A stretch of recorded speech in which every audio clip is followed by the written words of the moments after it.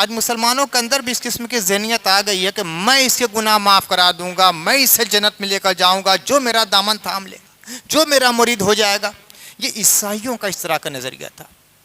یہ اللہ کی شان ہے جس کے چاہے گناہ معاف کرے، جس کو چاہے معاف نہ کرے۔ یہ یاد تھا کہ ہمارے مسلک کو جو مانے وہ مسلمان ہے، ورنہ مسلمان نہیں۔ اور سارا منظر اسی طرح کا نظر آ رہا ہے۔ کیا علماء کا یہی منصب رہ گیا ہے کہ ان باتوں میں الجھائیں؟ کچھ لوگ بیٹھے ہوئے تھے پیلا کپڑا پہن کر مسجد نبوی شریف میں، آپ پیلا کپڑا کیوں پہنے ہوئے ہیں؟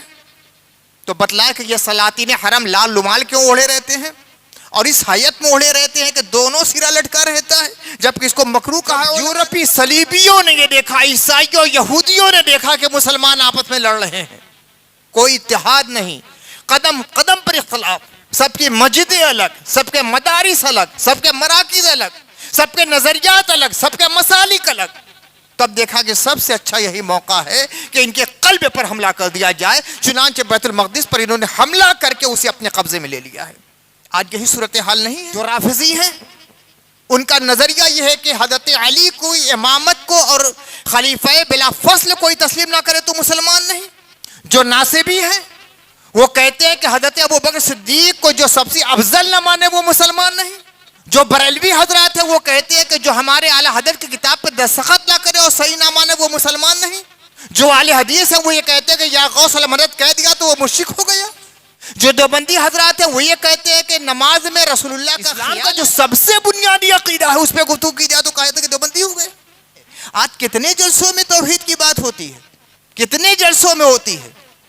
ارے شاید 1000 جلسوں میں ایک جلسہ ایسا ہوتا ہے جس میں توحید کی بات ہوتی ہے، 999 میں بات ہی نہیں ہوتی۔ یہ الگ بات ہے کہ 50,000 دے کر مقرر کو بلائی، توحید کی بات بھی نہیں کرتے، اور اگر عنوان آپ دے دیں گے تو اس پر گفتگو بھی نہیں کر پائیں گے۔ والصلاة والسلام على سید الانبیاء والمرسلین وعلى آلہ الطیبین الطاہرین واصحاب المتقین، اما بعد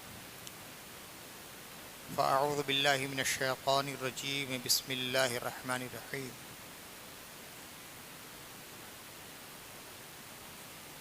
یا ایہا الذین آمنوا اتقوا اللہ وکونوا مع الصادقین، صدق اللہ العلی العظیم۔ حضرات گرامی، ربیع الثانی کا مہینہ ہے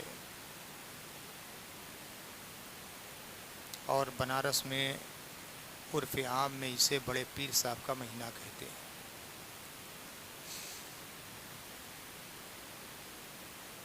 چونکہ یہ اس مہینے میں حضرت سیدنا شیخ محی الدین عبد القادر جیلانی رضی اللہ تعالیٰ عنہ کا وصال مبارک ہوا ہے،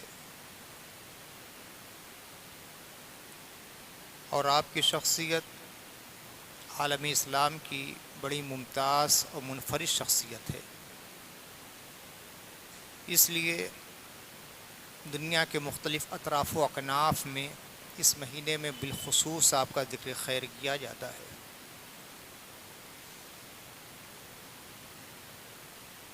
میں جب حضرت سیدنا غوث اعظم کے زمانے کے حالات کا جائزہ لیتا ہوں تو بڑی حد تک موجودہ دور کے حالات اس سے ملتے جلتے نظر آتے ہیں۔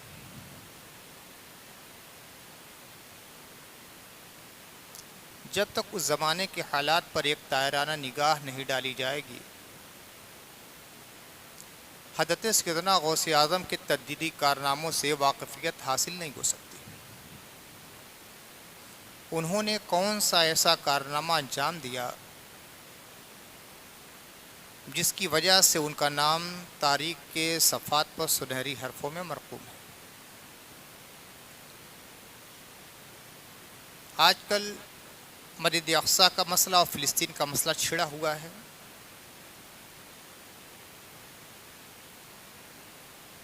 صلیبی جنگ کا آغاز حضرت سیدنا غوث اعظم کے زمانے ہی سے شروع ہو گیا۔ صلیب کہتے ہیں سولی کو۔ عیسائیوں کا یہ عقیدہ ہے کہ حضرت عیسیٰ علیہ السلام کو سولی دی گئی، اور سولی جو دی آتی تھی تو سولی کی لکڑی اس طرح ایک کھڑی ہوتی تھی اور ایک اس طرح پٹ ہوتی تھی۔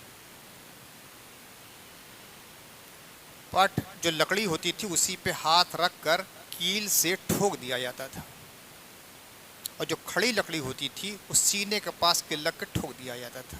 اسی طرح سولی دی جاتی تھی، اسی کو انگریزی میں کراس کہتے ہیں۔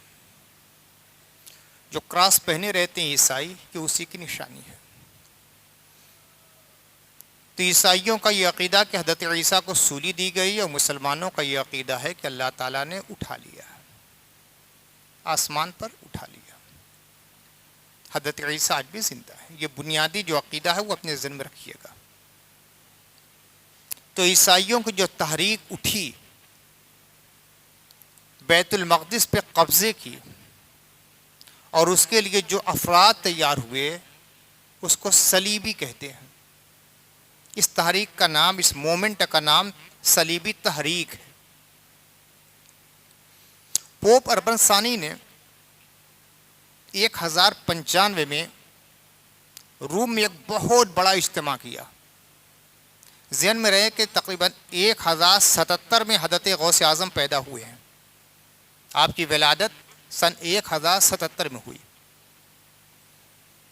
اور پوپ اربن ثانی نے 1095 میں پہلی میٹنگ بلائی جو عیسائیوں کے بڑے بڑے نمائندے تھے۔ اس وقت حضرت غوث اعظم کی عمر شریف 18 سال کی تھی، یعنی آپ جس زمانے میں جیلان سے بغداد آئے، اسی زمانے میں جو دنیا کا سب سے بڑا پوپ اور پادری اور فادر تھا جس کا نام تھا اربن ثانی، اس نے روم میں جو کہ عیسائیوں کا سب سے بڑا مرکز تھا، وہاں عیسائی نمائندوں کی ایک بہت بڑی میٹنگ بلائی۔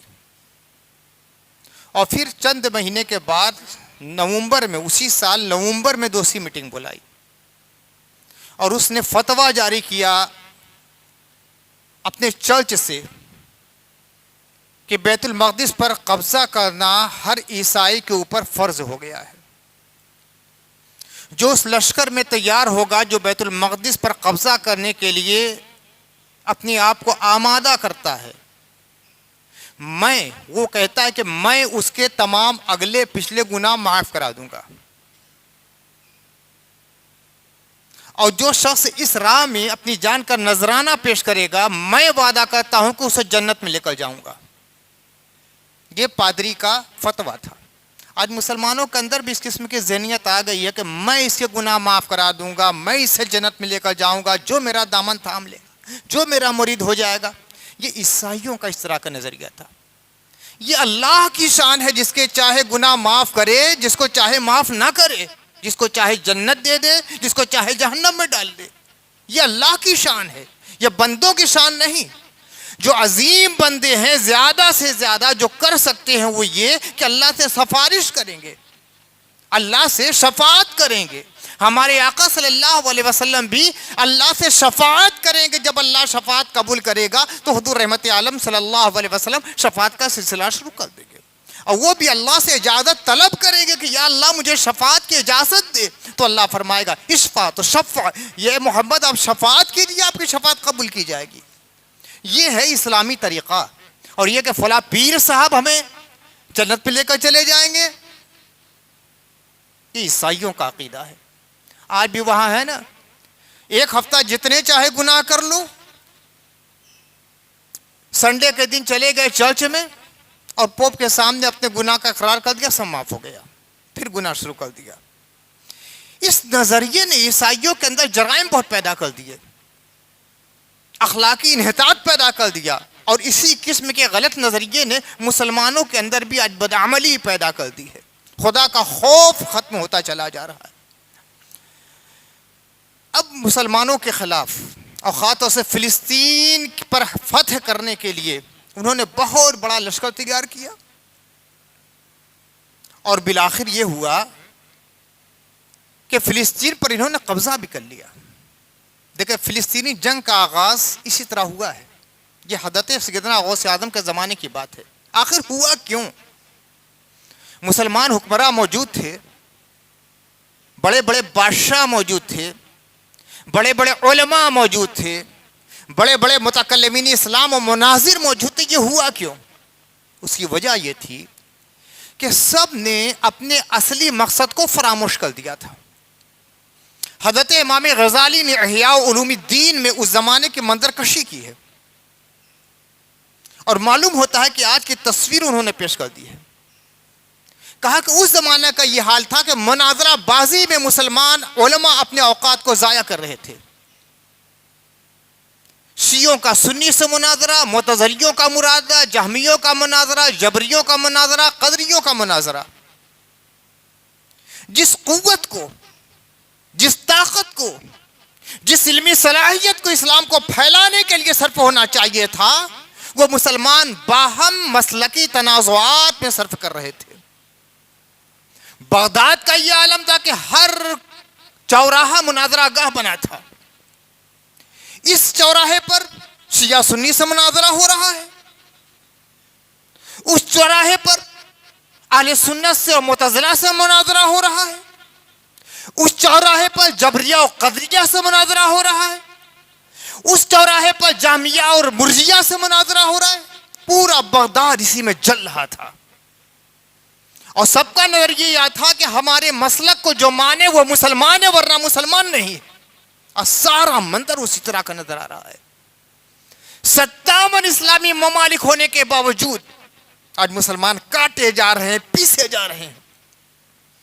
غزہ برباد ہو رہا ہے، ہزاروں عمارتیں ڈھائی گئی، معصوم بچے بارود کے ڈھیر میں دبے ہوئے ہیں، عورتیں سسک رہی ہیں، ہسپتالوں پہ حملے ہو رہے ہیں، مدارس پہ حملے ہو رہے ہیں، اسکولوں پر حملے ہو رہے ہیں.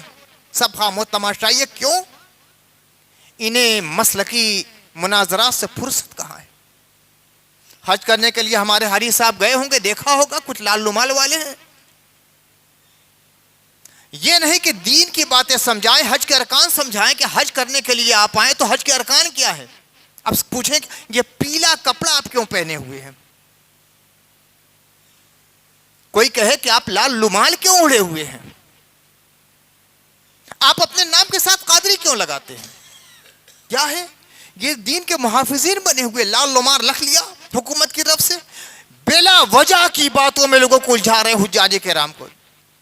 آپ اپنے نام کے ساتھ قادری کیوں لگاتے ہیں؟ میں نے یوٹیوب سنی، پاکستان کے صاحب تھے قادری لگاتے ہیں. آپ اپنے نام کے ساتھ قادری کیوں لگاتے ہیں؟ کیا علماء کا یہی منصب رہ گیا ہے کہ ان باتوں میں الجھائیں؟ کچھ لوگ بیٹھے ہوئے تھے پیلا کپڑا پہن کر مسجد نبی شریف میں. آپ پیلا کپڑا کیوں پہنے ہوئے ہیں؟ تو بتلائے کہ یہ سلاطین حرم لال رومال کیوں اوڑھے رہتے ہیں، اور اس حیت میں اوڑھے رہتے ہیں کہ دونوں سرا لٹکا رہتا ہے، جبکہ اس کو مکروہ کہا ہے علماء نے. اگر رومال اوڑھا جائے تو ایک سرا اس طرح ہونا چاہیے خاص طور نماز میں کہ ایک ادھر ایک ہونا چاہیے. سر کے اوپر سے رومال اوڑھے، یہ سرا بھی لٹکا ہے، وہ سرا بھی لٹکا ہے. نماز میں یہ حیت ہونی ہی نہیں چاہیے، مکروہ ہو جاتی ہے نماز. اس کے لیے سوال نہیں آپ اس طرح کی ٹوپی کیوں اوڑھے ہوئے ہیں. اسی طرح کے مناظرے میں الجھایا جا رہا ہے. آج بر صغیر کا ماحول تو سب سے خراب ہو چکا ہے. جو ہمارے عالم کو مانے، جو ہمارے مسلک کو مانے، جو ہماری کتاب کو مانے، وہ مسلمان، ورنہ مسلمان نہیں. ایسے حالات میں حضرت سیدنا غوث اعظم رضی اللہ تعالیٰ عنہ دنیا میں تشریف لائے، سب کا جائزہ لیا، محدثین کا، مفسرین کا، فقہا کا، ادبا کا، متکلمین اسلام کا، مناظرین کا، بادشاہوں کا، سلاطین کا. تصوف کے نام پر بڑی گمراہیاں پیدا ہو گئی تھیں. ایک گروہ پیدا ہوا جس کا نام تھا باطنیہ گروہ. اس کو حشیشی گروہ بھی کہا جاتا ہے. اس کا بانی حسن ابن صباح ایران کے ایک علاقے میں گھاٹیوں کے درمیان اس نے دنیاوی جنت بنا دی. بڑے خوبصورت باغات، بڑی عالیشان عمارتیں، خوبصورت ترین نوخیز لڑکیوں کو وہاں اکٹھا کیا، اور وہاں لوگوں کو پکڑ پکڑ کر لایا جاتا، خاص نوجوان لڑکوں کو انہیں حشیش پلائی جاتی. اب وہ جب حشیش کے نشے میں مست ہو جاتے، نوخیز لڑکیاں سامنے ہوتی، خوبصورت ترین ماحول ہوتا، تو اسے عادی ہو جاتے. اب کچھ دنوں کے بعد ان کی بنائی ہوئی شدادی جنت سے انہیں نکال دیا جاتا. اب وہ بے چین ہوتے. جس کو ہیروئن کی عادت پڑ جائے, بھانگ کی عادت پڑ جائے, چرس کی عادت پڑ جائے اور اس کو چھڑوا دیجیے تو وہ بے چین ہوتا ہے, پاگل جیسا ہو جاتا ہے. تب اسے ضرورت محسوس ہوتی تھی کہ ہمیں حشیش چاہیے, ہمیں خوبصورت لڑکیاں چاہیے, وہاں کا جنتی ماحول چاہیے. تو کہا جاتا ہے کہ ٹھیک ہے, تمہیں ایک کام کرنا ہوگا, فلاں شخص کو قتل کرنا ہے, فلاں عالم کو قتل کرنا ہے, فلاں سیاسی آدمی کو قتل کرنا ہے, فلاں سپہ سالار کو قتل کرنا ہے. تو مسلمان کی جو بڑی شخصیتیں تھیں چن چن کر انہیں مروایا جاتا تھا. ہزاروں ہزار علماء اس طرح مارے گئے. یہ حسن ابن صبا کون تھا؟ یہ صلیبیوں کا اعلی کار تھا. یورپ کے عیسائی کی مدد کرتے تھے, پیسے فراہم کرتے تھے, اور اس پیسے کی بنیاد پر یہ سارے کام کرتا تھا. وزیر نظام الدین طوسی بہت عظیم شخصیت ہے. یہ سلجوقیوں کا تقریباً 30 سال تک وزیر رہا ہے, اور اہل سنت کی ایسی خدمت کی کہ قیامت تک اہل سنت اس کو فراموش نہیں کر سکتے. مدارس کا اس نے جال بچھوا دیا تھا, بے شمار مدارس اور اہل سنت کے مدارس, جہاں صحیح طریقے سے جو دین اسلام ہے اس کو پیش کیا جاتا تھا. جامعہ نظامیہ اسی نظام الدین ملک طوسی کا تھا, جس میں حضرت غوث اعظم نے تعلیم حاصل کی اور بعد میں پڑھایا بھی ہے. اسی میں جامعہ نظامیہ بغداد, اسی کے بنائے ہوئے مدرسے میں غوث اعظم نے پڑھا بھی ہے اور پڑھایا بھی ہے. اس کو بھی حشیشیوں نے مروا ڈالا کہ اہل سنت کا بہت عظیم نمائندہ ہے.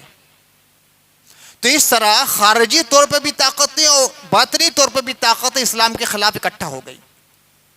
جب یورپی صلیبیوں نے یہ دیکھا, عیسائیوں یہودیوں نے دیکھا کہ مسلمان آپس میں لڑ رہے ہیں, کوئی اتحاد نہیں, قدم قدم پر اختلاف, سب کی مسجدیں الگ, سب کے مدارس الگ, سب کے مراکز الگ, سب کے نظریات الگ, سب کے مسالک الگ, تب دیکھا کہ سب سے اچھا یہی موقع ہے کہ ان کے قلب پر حملہ کر دیا جائے. چنانچہ بیت المقدس پر انہوں نے حملہ کر کے اسے اپنے قبضے میں لے لیا ہے. آج یہی صورتحال نہیں ہے؟ جو رافضی ہیں ان کا نظریہ یہ ہے کہ حضرت علی کو امامت کو اور خلیفہ بلا فصل کوئی تسلیم نہ کرے تو مسلمان نہیں. جو ناصبی ہیں وہ کہتے ہیں کہ حضرت ابوبکر صدیق کو جو سب سے افضل نہ مانے وہ مسلمان نہیں. جو بریلوی حضرات ہیں وہ کہتے ہیں کہ جو ہمارے اعلی حضرت کی کتاب پر دستخط نہ کرے اور صحیح نہ مانے وہ مسلمان نہیں. جو اہل حدیث ہیں وہ یہ کہتے ہیں کہ یا غوث المدد کہہ دیا تو وہ مشرک ہو گیا. جو دیوبندی حضرات ہیں وہ یہ کہتے ہیں کہ نماز میں رسول اللہ کا خیال آ جائے تو گائے اور گدھے کے خیال سے بدتر ہے. ان اختلافات میں الجھی ہوئی آج پوری امت. کوئی یہ نہیں سوچتا کہ اسلام کا کیا ہو رہا ہے. پیغمبر اسلام صلی اللہ علیہ وسلم نے فرمایا تھا بدأ الاسلام غریبا وسيعود غریبا كما بدأ فطوبى للغرباء. اسلام جب آیا ہے تو اجنبی تھا, کوئی جانتا نہیں تھا, نامانوس تھا, کوئی جانتا ہی نہیں تھا کہ اسلام کیا ہے. وسيعود غریبا كما بدأ, اور جلد ہی وہ اسی طرح اجنبی ہو جائے گا جیسا کہ شروعاتی ایام میں تھا. آج اسلام اجنبی ہو گیا ہے. آج اسلام رسومات کا نام رہ گیا ہے. یہ ہمارے سنی بھائی کچھ کم نہیں ہے. یہ سوچتے ہیں کہ ربیع الاول کا جلوس نکال لیا, ربیع الثانی میں 11ویں شریف منا لی, اس بابا کا اسے کر لیا, اس بابا کے بازار پہ چادر چڑھا دی, ہم سنی مسلمان ہو گئے. مستحبات کو فرائض اور واجبات کا درجہ آپ لوگوں نے دے دیا,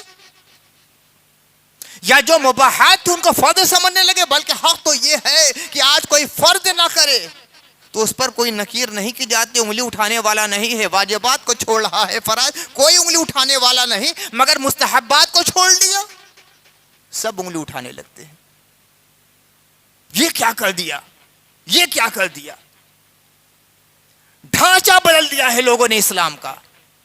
پیغمبر اسلام یہی اسلام لائے تھے. اسلام کیا ہے؟ وہ قرآن میں ہے, وہ حدیث رسول میں ہے.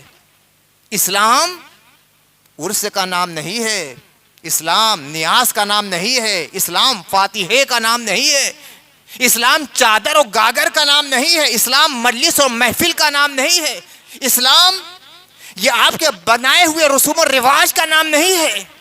اسلام کیا ہے؟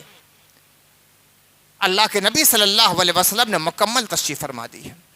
تو سیدنا غوث اعظم جب 18 سال کی عمر میں بغداد میں تشریف لائے، دیکھا کہ یہ منظرنامہ ہے، بیت المقدس پر قبضہ ہو گیا۔ کیوں؟ مسلمانوں کی غفلت کی وجہ سے۔ بڑے بڑے بادشاہ، لیکن وہ عیش میں مست تھے، جیسے کہ آج سلاطین عرب اپنی عیش کوشی میں مست ہیں، یہ دنیا کے بندے بن چکے تھے، بندگان دنیا ہو چکے تھے، بندگان ہوس ہو چکے تھے، عباد اللہ نہیں تھے، عباد النفس بن چکے تھے۔ ایک ایک کے حرم سرا میں کئی سو کنیزیں رہتی تھیں، شراب کے جام چلتے تھے، غلاموں کو زواقیت کے لیے رکھا جاتا تھا۔ کیا ہو رہا ہے عالم اسلام میں، اس کی پرواہ کسی کو نہیں تھی۔ عالم اسلام خون کے آنسو رو رہا تھا۔ ایسے عالم میں اللہ نے اس مرد مجاہد کو پیدا کیا جس کو دنیا غوث اعظم پیر دستگیر شیخ عبد القادر جیلانی کے نام سے یاد کرتی ہے۔ عوام کو دیکھا، خواص کو دیکھا، عمرا کو دیکھا، رؤسا کو دیکھا، بادشاہوں کو دیکھا، سیاسیوں کو دیکھا، صوفیوں کو دیکھا، ہر جگہ افراتفری کا ماحول نظر آ رہا تھا۔ ایسی عالم میں اللہ تعالیٰ نے حضرت سیدنا غوث اعظم کی زبان سے حق جاری فرما دیا۔ انہوں نے جو کہا باذن رسول کہا۔ فرماتے ہیں سیدنا غوث اعظم ایک دن حضور رحمت عالم صلی اللہ علیہ وسلم نے خواب میں زیارت سے مشرف فرمایا عبد القادر، لوگوں کو واز کہا کرو، حالات بڑے خراب ہو چکے ہیں۔ ادب کے ساتھ عرض کیا، نانا جان میں ایک عجمی آدمی ہوں، جیلان کا رہنے والا، میں عربی نہیں ہوں۔ عرب کے لوگوں کی زبان بڑی فصیح و بلیغ ہوتی ہے، یہ اپنے سامنے کسی کو کچھ سمجھتے ہی نہیں، دنیا کو عجم کہتے ہیں، یعنی گونگے ہیں۔ عرب ہم ہیں بولنے والے، کون میری بات سنے گا؟ فرمایا کہ اللہ کے نبی کے ساتھ حضرت علی بھی تھے۔ حضور رحمت عالم صلی اللہ علیہ وسلم نے فرمایا عبد القادر منہ کھولو۔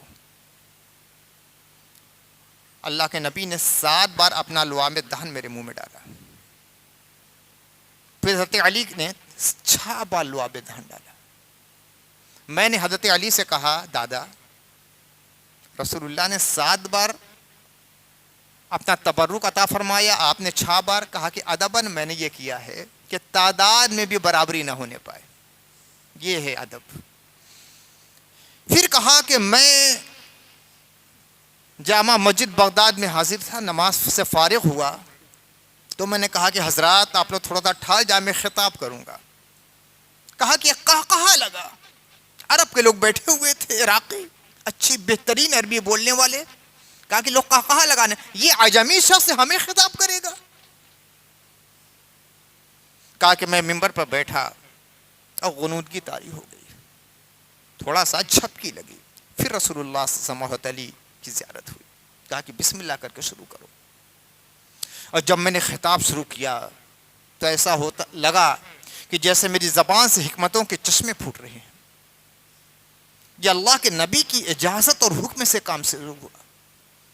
اور پھر یہ عالم ہوا کہ بہت بڑی تھی مسجد بغداد، مسجد وہ مدرسہ نظامیہ مسجد بغداد، مگر اس کی ساری وسعت تنگ پڑ گئی، یہاں تک کہ آپ کا ممبر شہر سے باہر لگنے لگا، میدانی علاقے میں۔ فرمایا کہ 70 ہزار لوگوں کا مجمع ہو جاتا تھا، بغداد سے، عراق سے، شام سے، بصرہ سے، حلب سے، ہر طرف سے لوگ خطاب سننے آیا کرتے تھے۔ اللہ تعالیٰ نے آپ کی زبان میں وہ تاثیر عطا فرمائی تھی، اور کسی کو چھوڑا نہیں انہوں نے۔ ان کے خطبات جو ہیں علماء کے خلاف، اے زرپرست علماء تم دین کو بیچ رہے ہو، اے زاہدار صوفیہ، تم شریعت کا سودا کر رہے ہو. اے بادشاہ زمانہ، تم عیاشیوں میں ڈوبے ہوئے ہو، خدا کو کیا جواب دو گے؟ یہ ان کا طرز خطاب ہوتا تھا. بڑے درد کے ساتھ یہ خطاب میں فرماتے ہیں کہ میں دیکھ رہا ہوں کہ دین کی دیوار ڈھہ رہی ہے، شریعت کا چشمہ خشک ہو رہا ہے، ہر طرف افراتفری کا ماحول ہے. فرماتے ہیں اے علماء، اے صوفیہ، اے سپہ سالارو، اے بادشاہو، اے عوام و خواص. اور پھر اس سلسلہ خطاب کو آگے بڑھاتے ہوئے کہتے ہیں اے چاند، اے سورج، اے ستاروں، تم سب آؤ، ہم لوگ مل کر پھر سے اس گری ہوئی دیوار کو جو دین کی دیوار ہے اس کو تعمیر کریں اور اس چشمے کو پھر سے جاری کریں جو اللہ کے نبی صلی اللہ علیہ وسلم نے غار حرا سے جاری فرمایا تھا. یہ تھا حضرت سیدنا غوث اعظم کے خطاب کا انداز. کسی کو خاطر میں کبھی نہیں لایا، نہ کسی کے سامنے سر جھکایا. بہت بڑے مفسر، وہ صرف ایک یہ نہیں کہ ایک پیر صاحب تھے، لوگوں نے جو سمجھا ہے وہ غلط سمجھا ہے. پیران پیر تھے، تمام پیروں کے پیر، لیکن اپنے وقت کے سب سے بڑے مفسر بھی یہی تھے. ایک تذکرہ نگار لکھتے ہیں کہ حضرت سیدنا غوث اعظم کی بارگاہ میں حاضر ہوا. حضرت غوث اعظم نے ایک آیت کی تفسیر شروع کی. ایک تفسیر بیان کی، 2 بیان کی، 5 ہوئی، 10 ہوئی، 25 ہوئی، 30 ہوئی، 40 ہوئی. ایک آیت کی 40 تفسیریں اور پورے سند کے ساتھ. یہ تفسیر فلاں نے کہی، یہ تفسیر فلاں نے کی، فلاں صحابی نے یہ کہا، فلاں تابعی نے یہ کہا، حدیث رسول میں اس کی یہ تفسیر آئی ہے. 40 تفسیریں بیان کرتے رہے کہ پورا مجمع حیرت میں ڈوبا ہوا، یا اللہ یہ علم کا سمندر. اور پھر اس کے بعد 40 تفسیریں بیان کرنے کے بعد کہا کہ اب ہم قال سے حال کی طرف لوٹتے ہیں، اور کہا کہ لا الہ الا اللہ. وہ جو ضربیں لگائی ہے تو پورے مجمع پہ ایسی کیفیت طاری ہوئی کہ لوگ اپنے کپڑے پھاڑنے لگے، کتنے بے ہوش ہو چکے اور کتنے گناہگاروں نے توبہ کی، کتنے کافر مسلمان ہوئے. اللہ تعالیٰ نے آپ کو وہ حسن بیان عطا فرمایا تھا، وہ لطافت زبان عطا فرمائی تھی، وہ بلاغت عطا فرمائی تھی، وہ آپ کی خطابت میں وہ دلکشی تھی کہ دل میں بات اترتی تھی. اور ہزاروں ہزار لوگ تائب ہوتے تھے، کافر آ کے اسلام قبول کیا کرتے تھے. تو اللہ تعالیٰ نے خاص طور سے اس زمانے کی اصلاح کے لیے آپ کو چنا اور سارا منظر نامہ بدل دیا آپ نے. زبردست متکلم اسلام تھے. متکلم یعنی اب اس زمانے کے لحاظ سمجھ لیجیے کہ مناظر، لیکن آج مناظرے کے نام پہ تو مجادلہ ہوتا ہے، مناظرہ ہوتا ہی نہیں. جس کا نام مناظرہ ہے آج تو ذاتی باتیں ہوتی ہیں، یا اپنے جو ٹاپک ہوتا ہے اس سے ہٹ کے کبھی ادھر کی بات، کبھی ادھر کی بات، ادھر کی بات، ادھر کی بات، اور دوسروں کو ذلیل کرنا مقصود ہوتا ہے. اس کا نام مناظرہ نہیں ہے، ایک اصول کے تحت گفتگو ہوتی ہے. تو اپنے زمانے کے سب سے بڑے مناظر تھے، لیکن مناظرہ نہیں کیا، بلکہ جو خطاب کرتے تھے اسی میں متکلمانہ رنگ ہوتا تھا. حضرت غوث اعظم نے جس چیز پر سب سے زیادہ زور دیا وہ یہ ہے توحید. اسی کو آج لوگوں نے فراموش کر دیا ہے. توحید، ایک اللہ، وہی مددگار، اسی سے مدد طلب کی جائے، اپنی حاجت اسی کے سامنے پیش کی جائے. ہم اللہ کو بھول جاتے ہیں، اللہ کے سامنے رونا نہیں آتا. بابا کیا جا کے روتے ہیں ہم؟ مسجد میں آ کے خدا کے سامنے رونے کا ڈھنگ نہیں ہے، بابا کے سامنے جا کے روئیں گے. خدا کے سامنے ہاتھ نہیں پھیلانا ہے، بابا سے ہم جا کر مانگتے ہیں.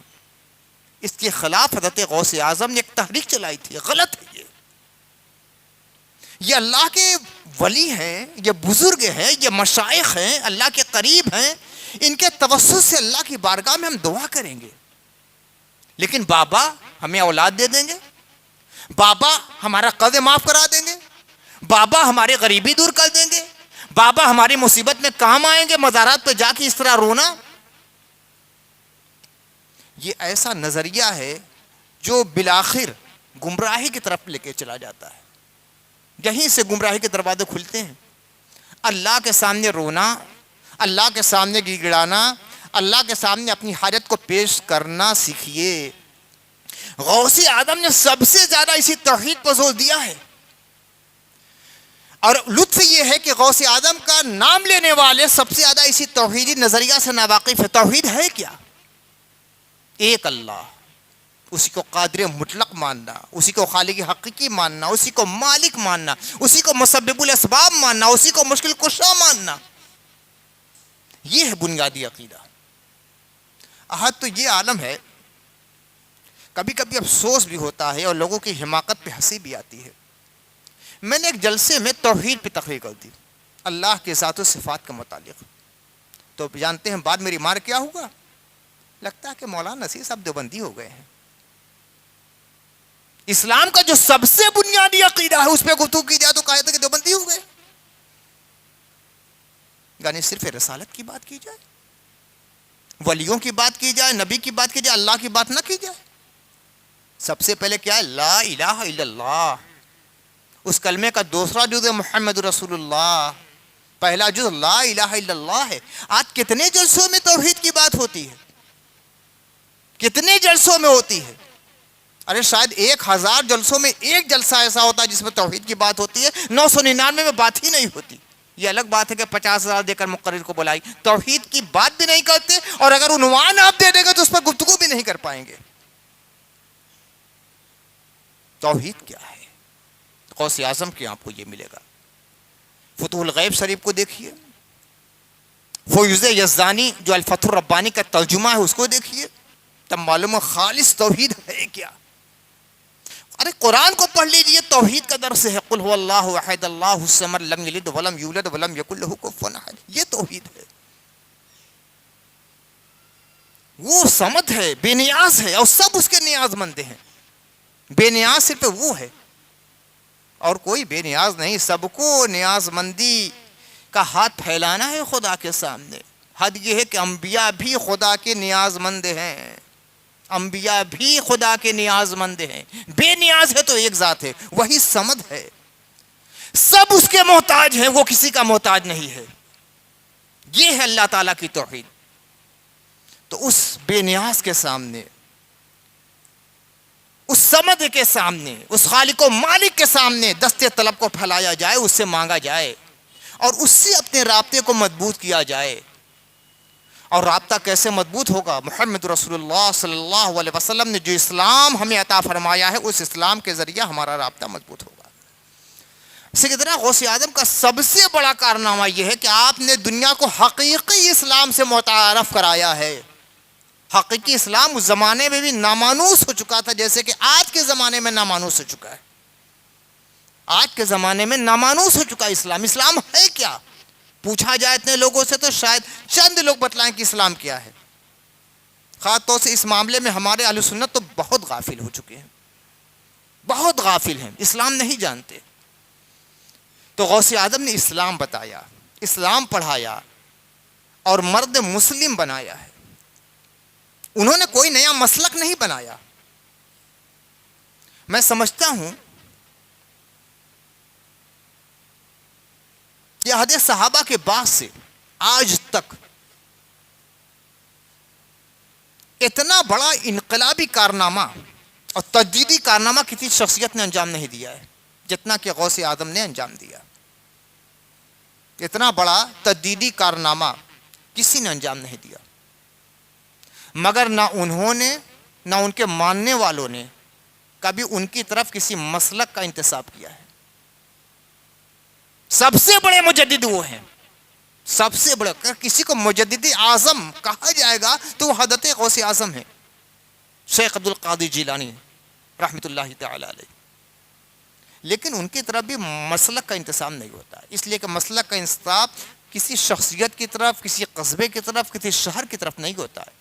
مسلک کا انتساب جماعت کی طرف ہوتا ہے، مسلک اہل سنت والجماعت. حد یہ ہے کہ نہ امام اعظم کی طرف اس کا انتساب ہوگا، نہ غوث اعظم کی طرف ہوگا، نہ خواجہ غریب نواز کی طرف ہوگا. اس نقطے کو آپ لوگ ہمیشہ اپنے ذہن میں رکھیے گا. مسلک کا انتخاب کسی فرد کی طرف نہیں ہوتا، مسلک کا انتساب ہمیشہ جماعت کی طرف ہوتا ہے. مسلک اہل سنت والجماعت، جو سنت والے ہیں اور جماعت والے ہیں.